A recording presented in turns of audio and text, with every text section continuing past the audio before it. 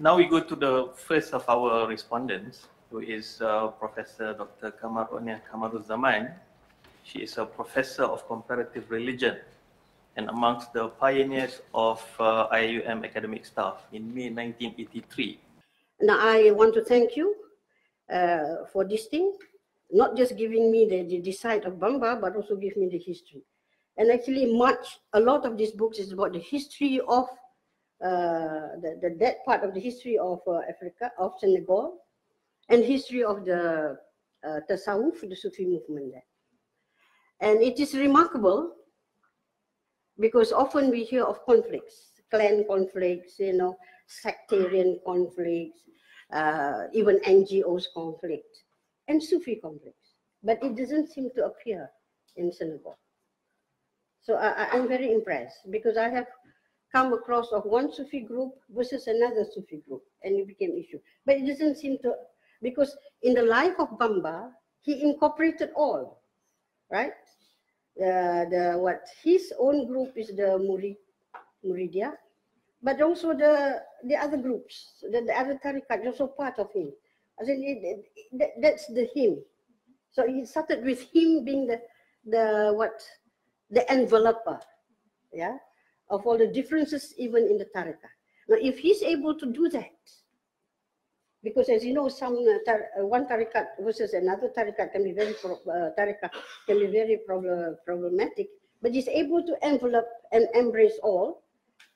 And so, because he's able to do that, so he is the exemplar. Now, what we miss is this exemplar figure. And of course, if you go into Islamic history, as Prof. Al-Atas used to say, the Prophet has to come first. There's, as an example, there's an education, Islamic education, he said, must start with the university. Because then only, you cannot start with the kindergarten.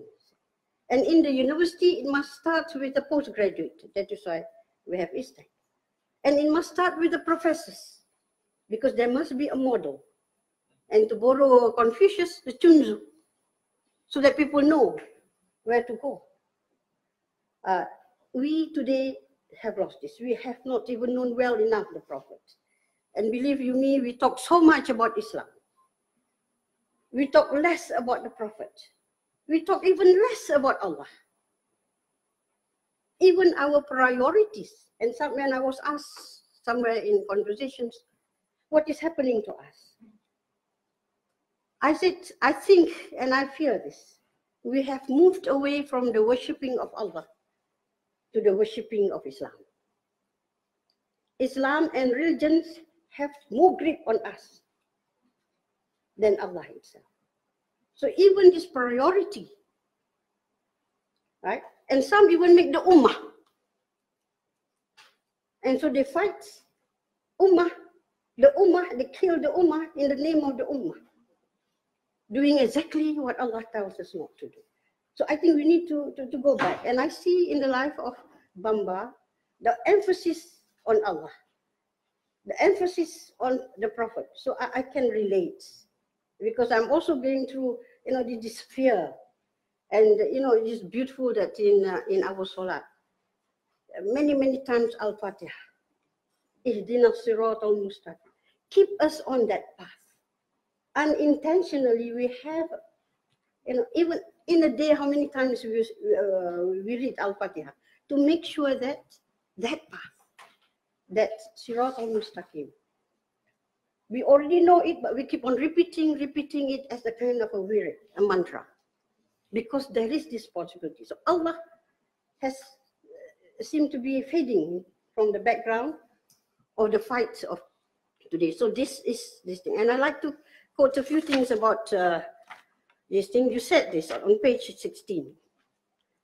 The legacy of Bamba. It is a spiritual legacy. His legacy on spirituality, which is non-violence, found in his educational system, in his politics, his contribution, right? Legacy of Bamba.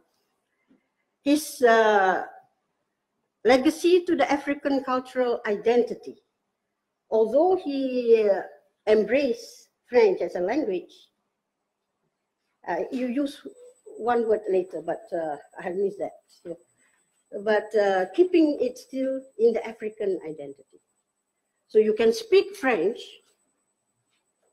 but you leave the African identity. And you said also that he gave an integral practice of Islam. And this I find, as you explained along the line, how he did it. Although this is a Sufi order, a Sufi movement, it was also an economic empire in a way. An economic empire rooted in the needs of the people, not in the greed of the people. Exactly, right? And whatever gifts he had, he passed it back. So he didn't know who gave, he didn't know what the gifts are, it goes back to the people. So as I look at it, I saw this as what? A tariqah with a worldly concern, an economy that is based on needs as versus on greed. And you said that above all is the peace in society. And in a way, when you said somewhere that Senegal has that sort of independence, that atmosphere, it did not see the violence. It reminds me of Malaysia, in a way. We have our own character, we have our ups and downs, we have geniuses, we have also idiots. We have our idiosyncrasies, but we were never violent. There were times when we forgot, missed that. But the judicious, I call it the judicious wisdom and the pragmatic wisdom of the people of Malaysia, my friends from Buddhism, is there, and we intend to keep it that way and grow further on that. So there is this reflection of Senegal Islamization process and the Malaysian Islamization process. It's not going to be, and I like this statement that you quote from him. When the authorities were sort of trying to, to hijack him into their own thinking, and he mentioned names of those great fighters, difficult for me to pronounce them. One statement, he said, "Where are they now?" So all these great heroes who shed blood, self-proclaimed champions of the people, where are they now? It's people like him that lived through his legacy. And coming back to, do I have some? Yes. Coming back to our bringing Bamba into ISTEC. Bamba has given me that inspiration of sustained, we call it sustained resistance to unhealthy, political activities. He's not. I will consider him. I don't know much about Gandhi. I'm not a peace activist, but I love what they're doing. They refer to him as what? Passive resistance. That's the word. But in Bamba, I see more like sustained resistance. Because it's continue and continue. Because the legacy of Gandhi sort of, has thrown away. But the legacy of Bamba lives on. So it's a continuous, sustained sort of resistance. And that resistance is jihad fi nafs. That is the number one. It's all lasting. So I like to see it in that sense. And in this context of what I call popularist explanation of Islam, we certainly need this type of. We need to call our wits together, and under the leadership of Prof. Osman Bakar, who's able to bring the past into the present and into the future for ISTEC, inshallah, God willing, there will be, and inshallah soon, we hope, the GPS of the Muslim Ummah somehow can be seen. Assalamualaikum warahmatullahi wabarakatuh. Okay, thank you, Prof. Mani. Now we go on to the second respondent before I introduce Dr. Imtiaz. He is Assistant Professor and Coordinator, Islam and Buddhism, Program at ISTAC, and Senior Fellow at the Prince Al-Walid bin Talal Center for Muslim Christian Understanding, Georgetown University, Washington, D.C., USA.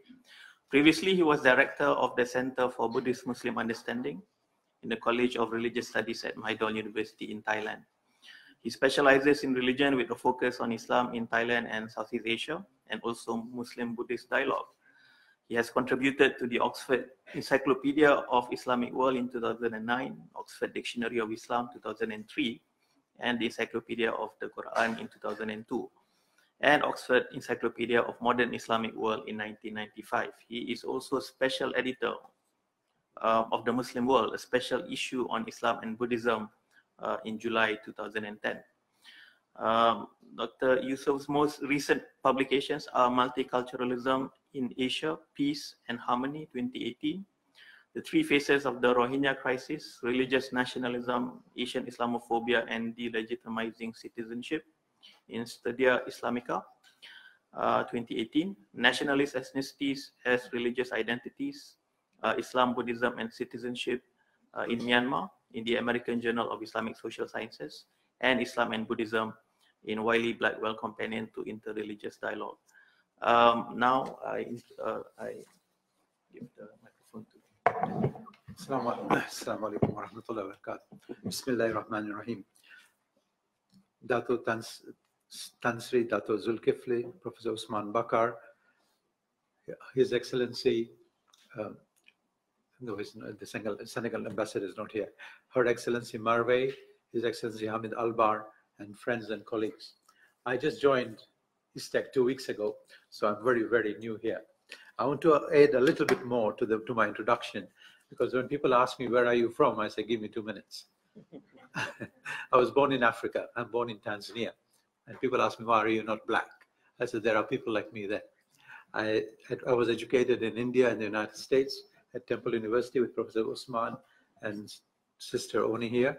And I've been living in Thailand for 30 years, and I speak 6 languages, and I hold a British passport.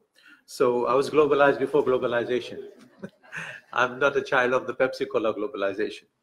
Now, talking about Ahmadou Bamba, I first heard about Ahmadou Bamba some 32 years ago, Farah, when Professor Ali Mazrui did a BBC presentation on Islam and the Africans, a triple heritage.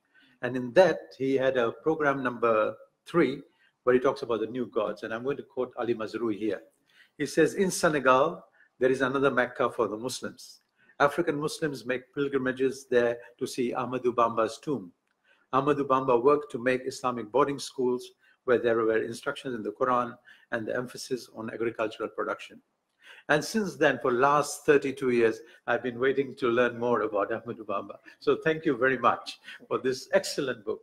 And this book kept me going because the book is so good that it has short, crisp chapters that does not put the... Yes, very much for that. Normally, you have such a large chapters that you collapse into a sleep. And I was not able, you defeated me on that one. So I really like the book for its short, crisp chapters. And it is a much needed in our time when Islam is being negatively portrayed in the media and also sidelined. The Muslim stalwarts of peace are sidelined today in the media and ignored. And here you are presenting Ahmadou Bamba as peacemaker of our age. I come from comparative religion, and I equate Ahmadou Bamba, besides Gandhi, with Swami Vivekananda from the Ramakrishna Mission, Simon Kimbangu, the Christian preacher from Congo, and Mahagosananda, Praha Mahagosananda, who was the Mahathera Samakom of Cambodia. And he led the Dhamma Yatra against the communists, after the communist regime in Cambodia. So I see him in that light. So Islam in Africa is highly sophisticated. And Ahmadou Bamba played a very important role, whose influence lives until today, both in the political and the economic dimension, which Sister Kamar already talked about, that he built an economy and a sustainable economy. And the economy of Senegal is based on peanut economy. And this is what is the backbone of this movement. And many of the recent presidents of Senegal are from this Mouridia order, which tells us a lot that he balanced politics, religion, society, culture, economics, and that is why one of the reason is that there was no coup in Senegal, and until today it is a democratic country. So Amadou Bamba, for me, seems to have preferred a middle road, no compromise on Islamic principles, but at the same time opting for cooperation with the regime, with the French, where necessary. You know, today when we have conflicts, the parties in the conflicts want to win it all. And here was Amadou Bamba saying that I give some and I take some.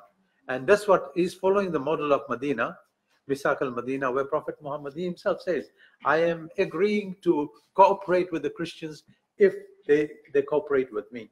And in Medina, Prophet Muhammad had the constitution where it was a contract with the non-Muslims. And I very much appreciated that part of Amadou Bamba's activity.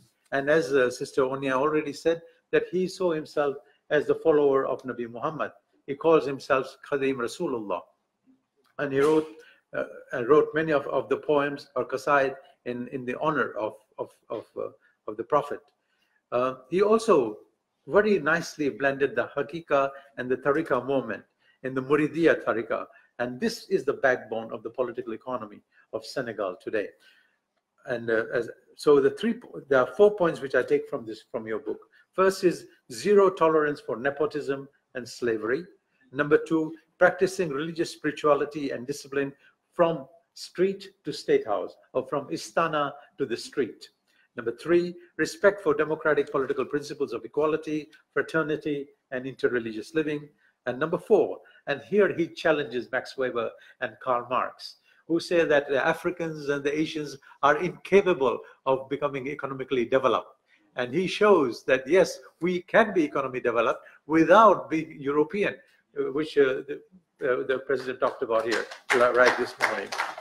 And for me, it was a very, very important that I believe Karl Marx and Max Weber would be turning in the graves if they had known about Amadou Bamba. The life example is he's living in, he goes for exile twice, and he continues to have patience. And that is the best part of it.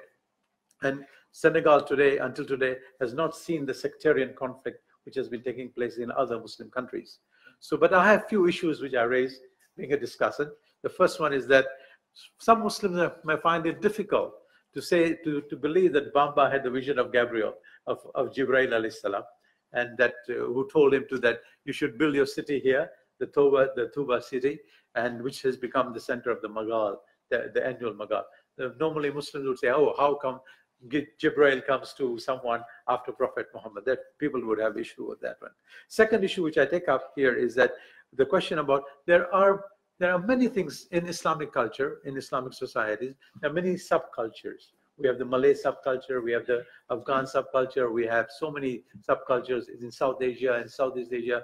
But the question is, how much of this subculture is acceptable from the point of view of Quran and Sunnah?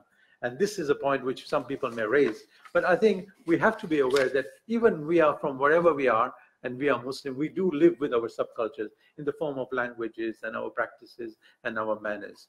My third point issue is coming from an Africa. I always don't like the word Black Africa, because we in Africa, we don't distinguish on that issue. I'm from Africa. People call me as a brother, or sisters call me as a brother, and we don't have this issue. So when you use that word, I was kind of a little bit uncomfortable on that one. I would have preferred to distinguish Africa between Saharan Africa and Sub-Saharan Africa, because I come from Sub-Saharan Africa. But on the whole, I remain very grateful to Kifara Kimball to write this book, that today, it is after 30 years, I'm reading the dream book which I wanted to read for a long time ago. So she very successfully presents the main face of Islam as that of peace and realistic and practical way of life, through the life of one of the great saints of Islam, Amadou Bamba. It was indeed a pleasure to read and comment on this book, so let us give her a big hand. Thank you very much.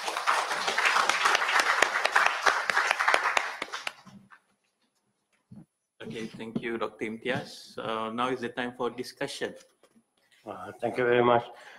Now this City of Light, the city of Tuba is mentioned in one of the Malay manuscript,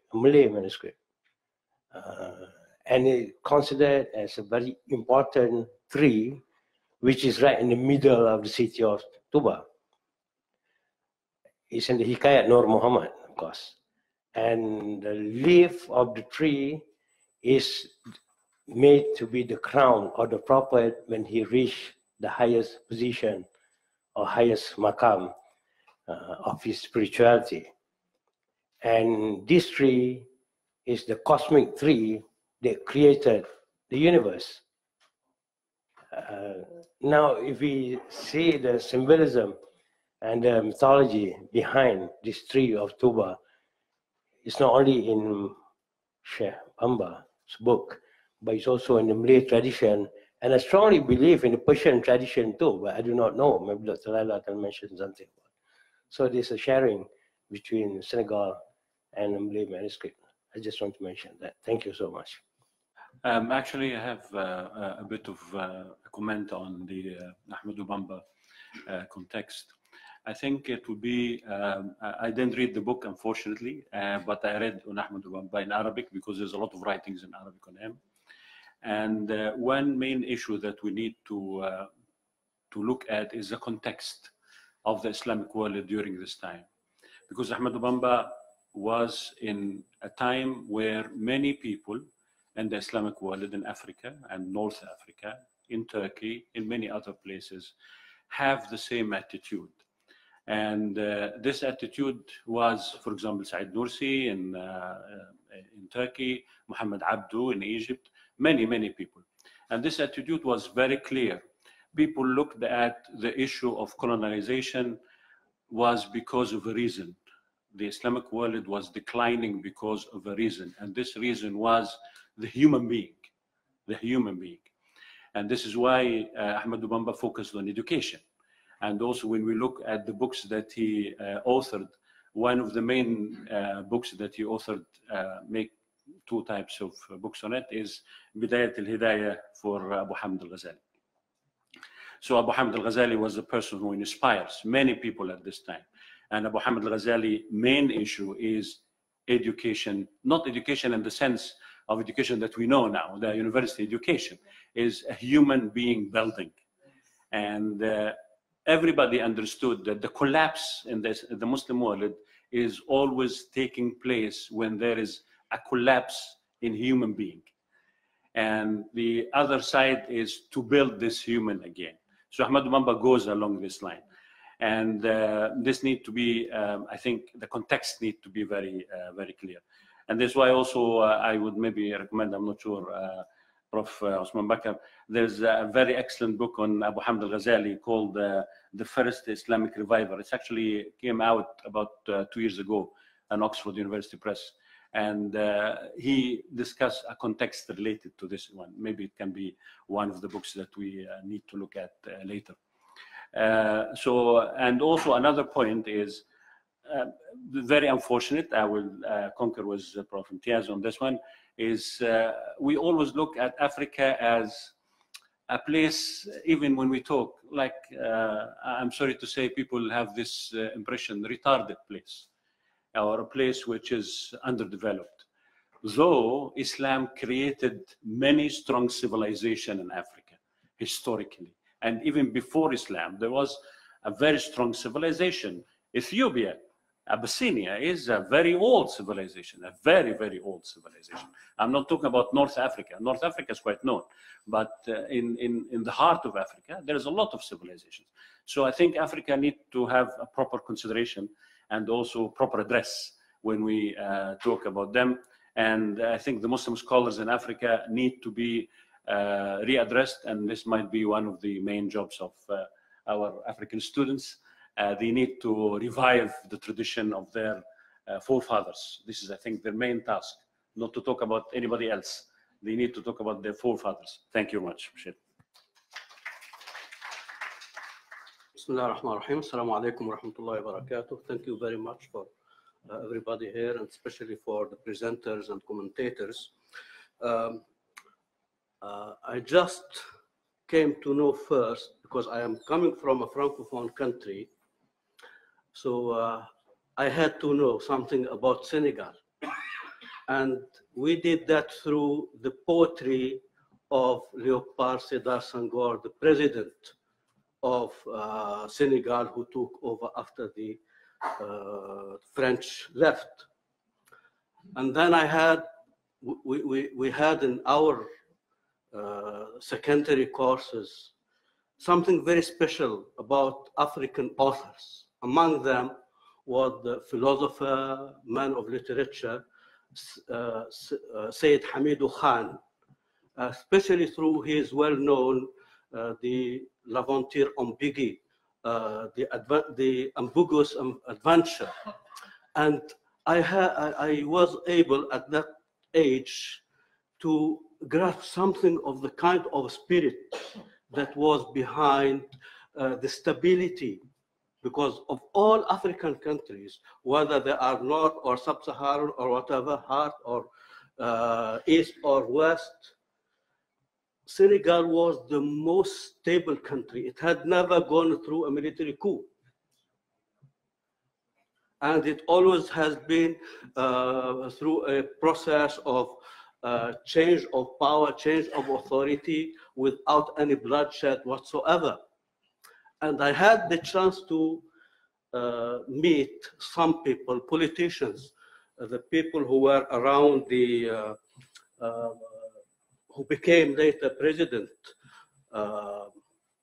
Abdullahi Wadi. He was leading the opposition during the time of his predecessor, who took over after Léopold Sédar Senghor. And we were inquiring him. And at that time, I had heard, it was in the 80s, in 85 exactly, in Sudan, because he came with his delegation. At that time, there was a democracy in Sudan, 85, 86. And they wanted to see the experience of Sudan. And I was a translator because he did not know Arabic. The Sudanese, they did not find someone who translated French. So I was involved in, and I got in connection for almost 2 weeks with this guy. And although he was branded as secularist by some people in the Islamic groups in Senegal, but I felt a deep spirituality, deep kind of commitment to at least the general spirit of Islam. And in that context, I just wanted to ask the respectful author, our sister Michelle, to what extent, maybe this, if you maybe you have the answer, maybe not, I'm not, but I had just mentioned Sayyid Hamidou Khan, and now currently we have a prominent intellectual from Senegal,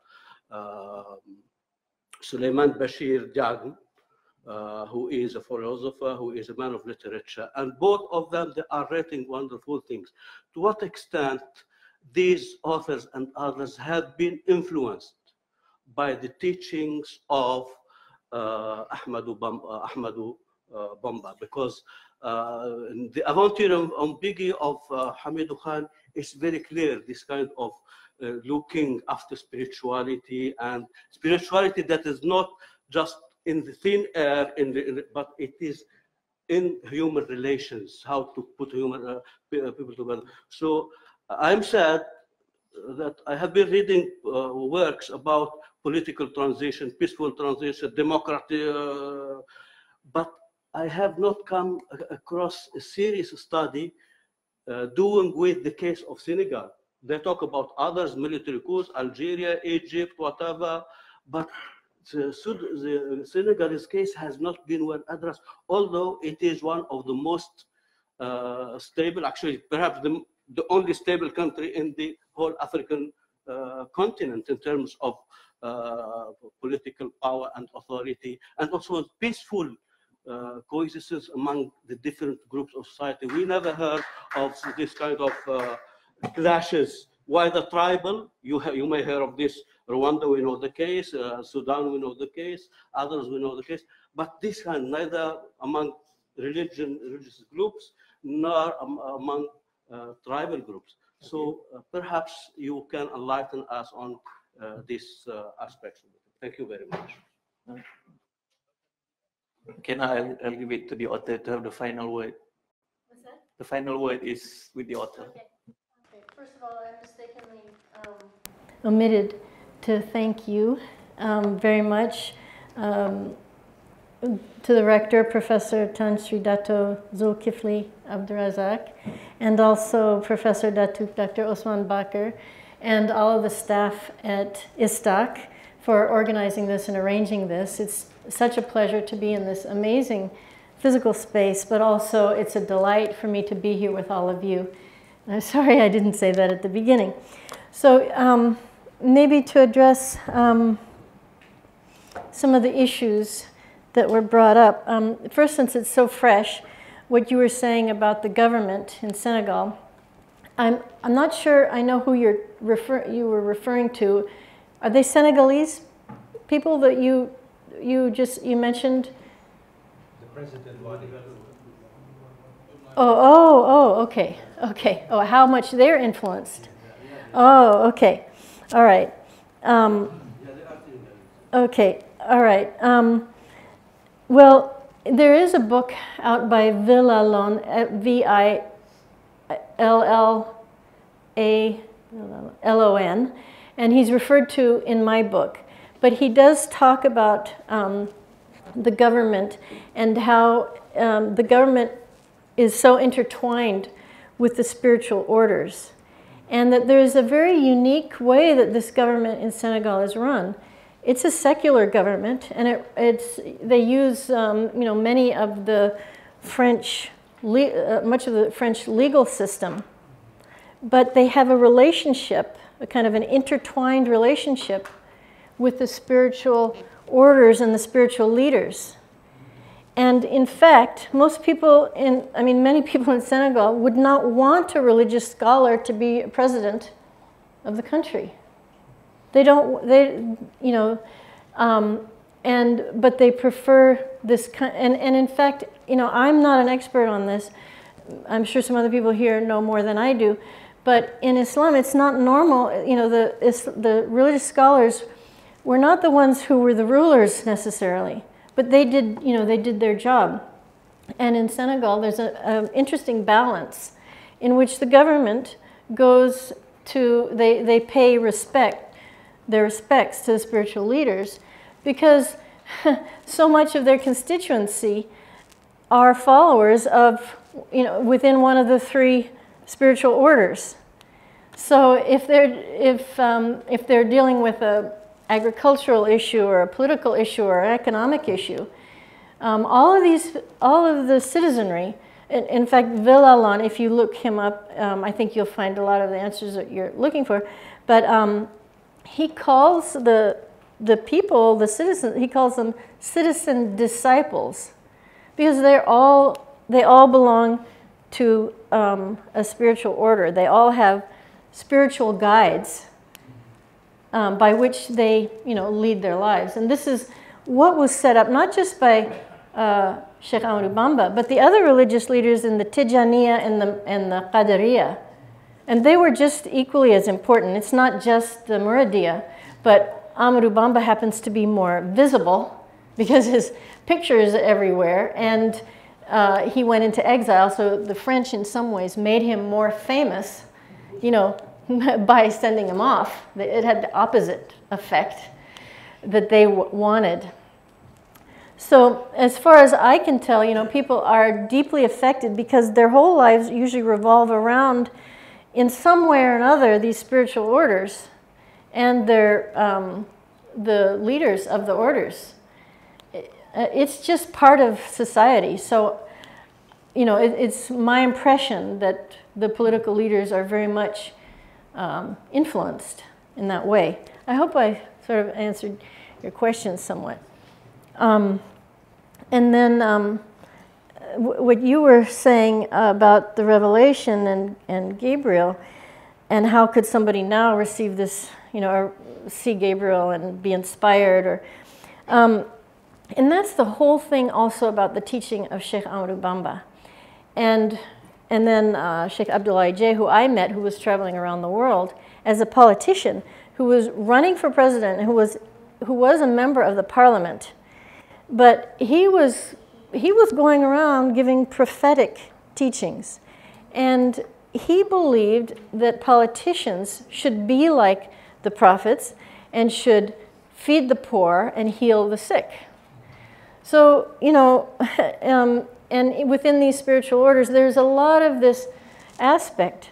And in the teachings of Sheikh Ahmadou Bamba, and you know, you were, I'm not sure if it was you or which one of you were saying that, you know, the politics that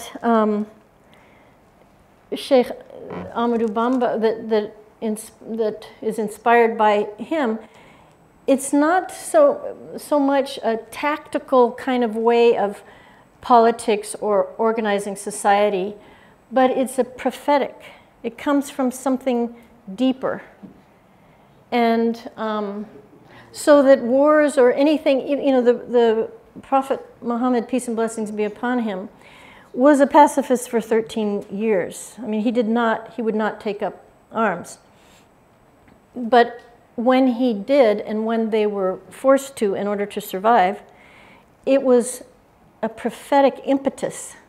It was not, I want to go chop off the heads of people, you know, or like what we see in the current day, you know, fundamentalism and everything. So even, you know, Sheikh Ahmadou Bamba said that, you know, the last farewell address of the Prophet, peace and blessings be upon him, and this is an interpretation by him, and is that the Prophet said, you know, there's no more bloodshed anymore. We have come back into Mecca. We have established ourselves. Islam is not, well, I don't know. I mean, in America and other places, I don't. But Islam is very established, and so there's a kind of a tactical philosophy, and then there's a, you know, a prophetic way of being. This is what Sheikh Ahmadou Bamba teaches. And so as far as Gabriel, and of course people believe okay, this was the prophet who was able to see or experience Gabriel.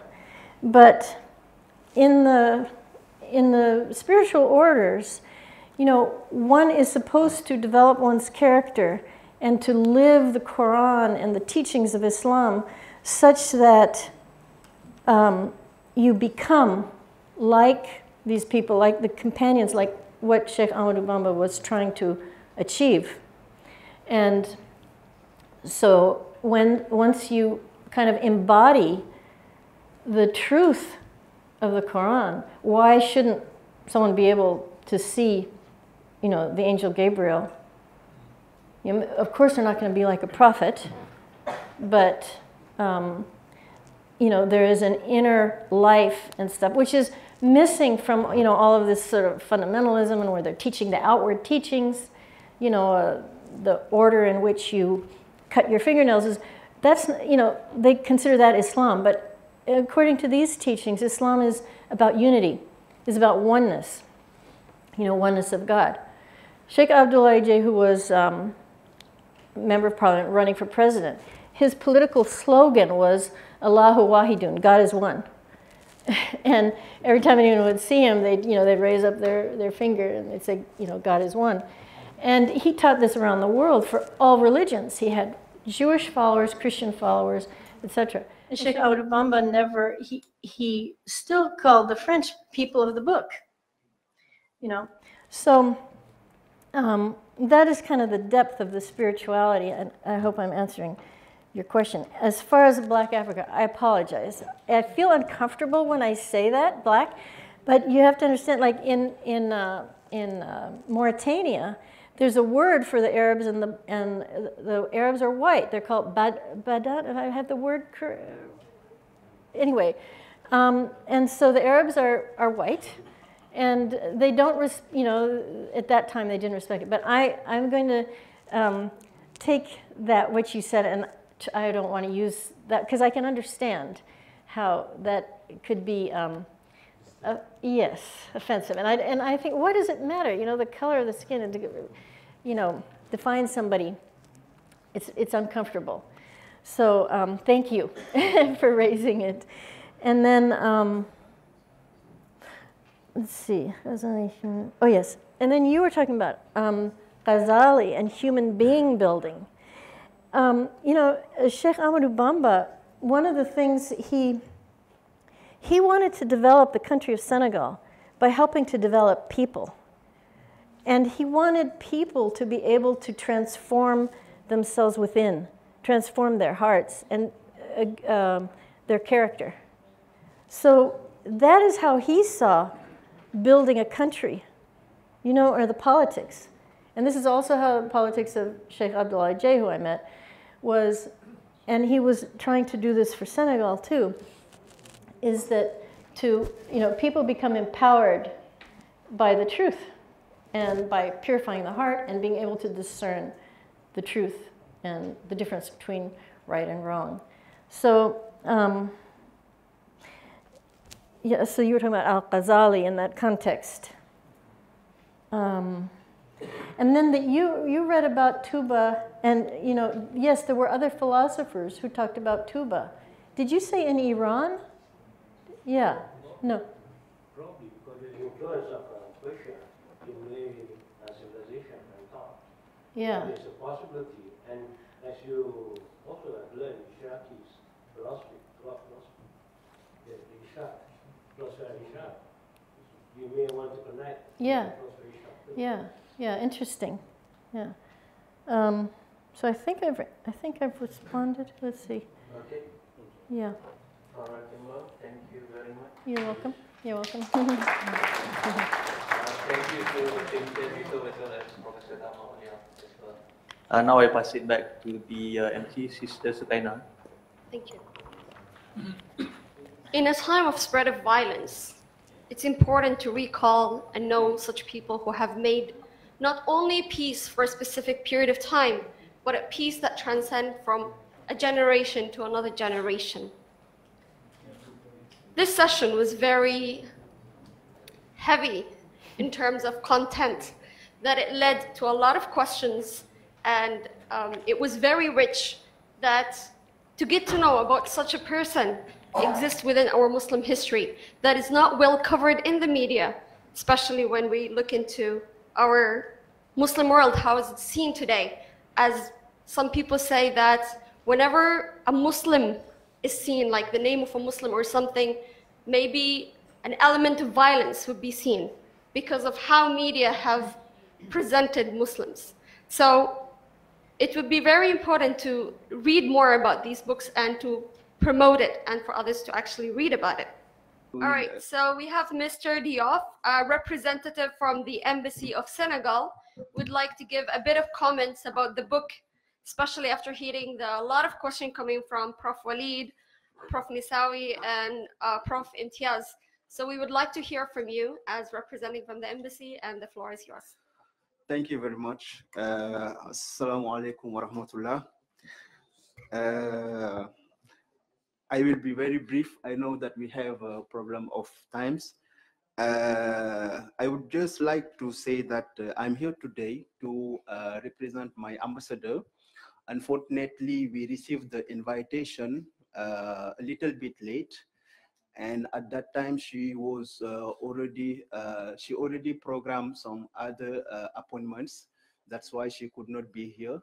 But she wanted to come because this event is very important for us, Senegal, because the man, the sheikh, for whom the book is written is very important in Senegal and even in Africa. So that's why this event is very important for us. I would just like to be very brief and say that I'm not alone here today as Senegalese. There are some other students, Senegalese students, who are here today with us to be present to the events also. Talking about Serigne Touba, I would just like to talk about 3 miracles.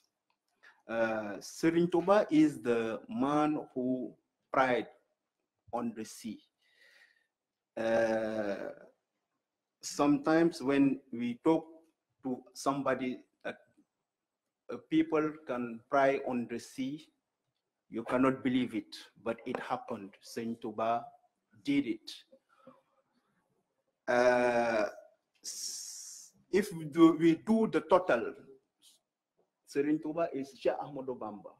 We call it Serigne Touba in our country. Yes, he have many names. Others call him also Khadimur Rasul.